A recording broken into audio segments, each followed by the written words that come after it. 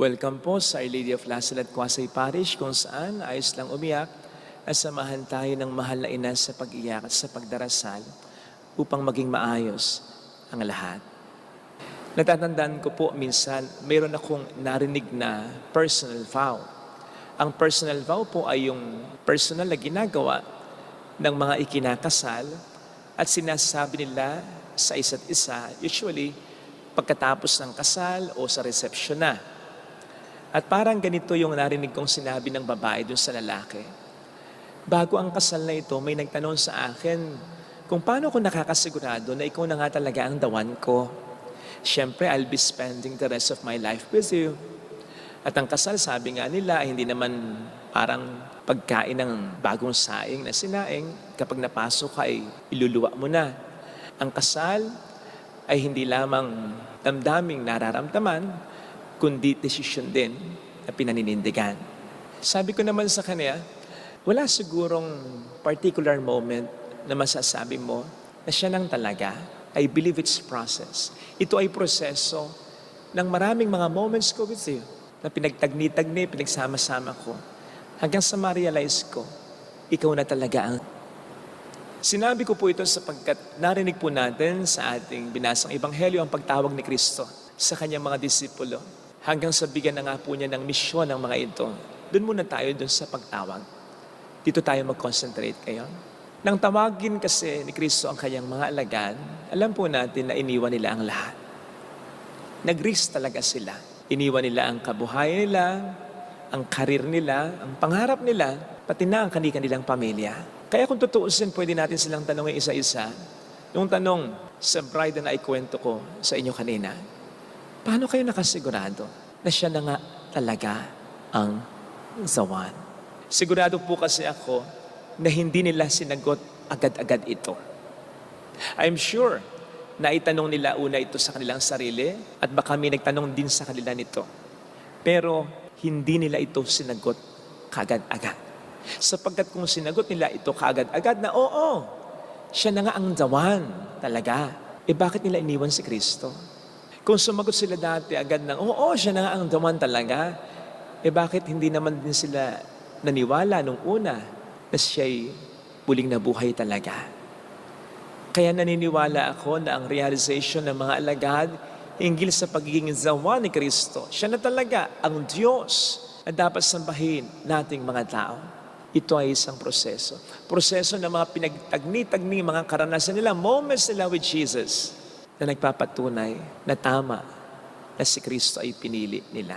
Palagay ko mga kapatid, ito rin ang dapat ng umiral sa atin bilang mga Kristiyano, lalo na sa ating mga Katoliko, na nang binyagan tayo ay batang-bata pa tayo, sanggol pa tayo.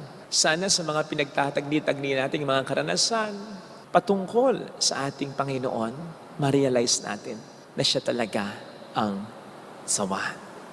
Kaugnay nito, hayaan po ninyong share ko rin sa inyo isa pang personal vow na narinig ko kamakailan lang sapagkat makatutulong po ito sa ating pinagninilayan.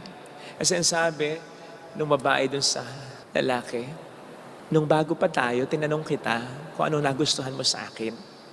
Ang sabi mo, yung aking pagiging masayahin, yung nakakangiti ako palagi. Parang ang gaan-gaan ng buhay para sa akin. Naniniwala ako na within these years, na magkasama tayo, na-realize mo hindi ako laging ganon. Nakita mo ako na na-stress din ako, na nadadown din ako, na namumroblema din ako, na parang pasan-pasan ko rin ang mundo.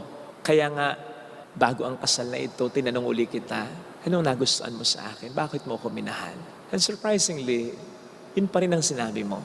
Dahil lagi ako nakangiti at parang ang gaan-gaan ng buhay para sa akin. Pero hindi mo din inay na may toyo din ako, na stress din ako, na nadadown din ako. At yun ang nagustuhan ko. At sa kabila ng lahat ng ito, pinili mo pa rin ako, minahal mo pa rin ako.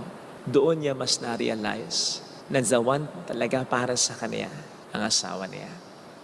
Na-share ko po ito sa inyo sapagkat para sa akin, ito yung isa sa mga pangunahing mga karanasan na dapat ay pinagtatagni-tagni natin upang makumbinsi tayo na tama ang relihiyong kinabibilangan natin, ang pananampalatayang pinananaligan natin at ang Diyos na kinikilala natin. Ang Diyos na sa kanyang pagmamahal ay nagkatawang tao at namatay para sa ating lahat. Yung mga karanasang tayo nagkakasala, nagkakamali, nagkukulang sa Panginoon, pero sa kabila ng lahat ng ito, hindi siya sa atin nagbabago.